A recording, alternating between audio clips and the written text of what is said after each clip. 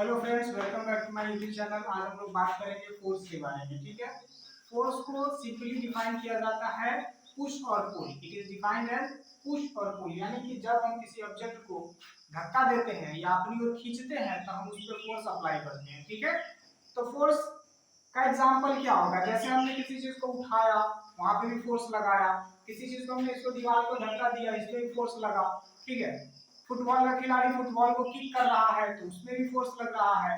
Batsman ball को hit कर रहा है, उसमें भी फोर्स लग रहा है। तो फोर्स से होता क्या है कि शेप और एंड साइज, किसी ऑब्जेक्ट का शेप और साइज जो है वो चेंज हो सकता है। जैसे हमने रबर के बॉल को दबाया तो उसका शेप और साइज क्या हुआ? चेंज हुआ। दूसरा है उसका डायरेक्शन चेंज हो सकता है, यानी कि जब किसी ऑब्जेक्ट पे फोर्स लगेगा तो उसका डायरेक्शन चेंज हो सकता है। जैसे कि फुटबॉल के खिलाड़ी ने फुटबॉल को किक किया तो उसका जो है डायरेक्शन चेंज हो गया। ठीक है, उसके बाद जैसे बैट्समैन ने बॉल को हिट किया तो बॉल का डायरेक्शन चेंज हो गया।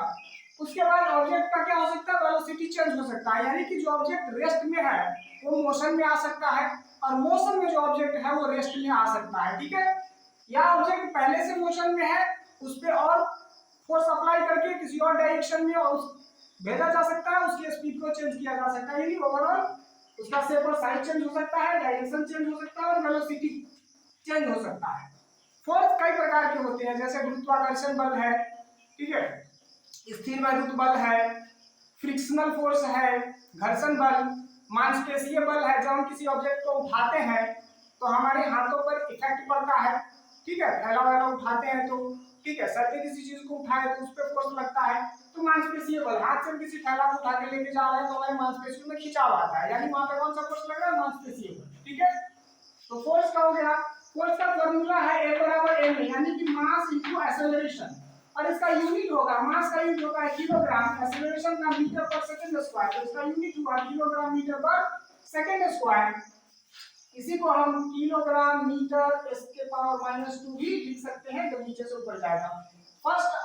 फर्स्ट टाइम फोर्स के बारे में न्यूटन ने बताया था, इसीलिए इसका यूनिट न्यूटन भी होता है। ठीक है, उसके बाद बात करते हैं प्रेशर का।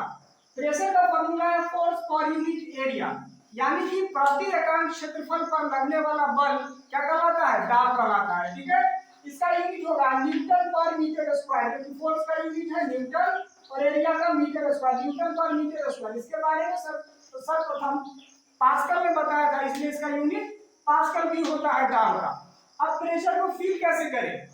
प्रेशर जो है वो डिपेंड करता है किस पे? एरिया पे, यानी कि एरिया कम होगा तो प्रेशर ज्यादा लगेगा और एरिया ज्यादा होगा उसी स्थिति में तो प्रेशर कम लगेगा। और इसीलिए हमारे जो बुजुर्ग थे वो जो खटिया होता है खाट रस्सी वाला, उस पे जब बच्चे खड़े हो जाते थे हम लोग बचपन में, तो जो हमारे बुजुर्ग हैं वो मना करते थे कि खटिया टूट जाएगा। ऐसा क्यों है कि हम जब खटिया पर खड़े होंगे तो खटिया टूटने का चांस है, और जब लेट जाएंगे तो नहीं टूटेगा। ऐसा क्या है? तो जब हम उस पर खड़ा होते हैं तो हमारे बॉडी का जो वेट है वो कुछ भागों तक, जितने दूर में हम खड़े हैं उसी पे लगता है, जिसके वजह से उसके टूटने का चांस बढ़ जाता है।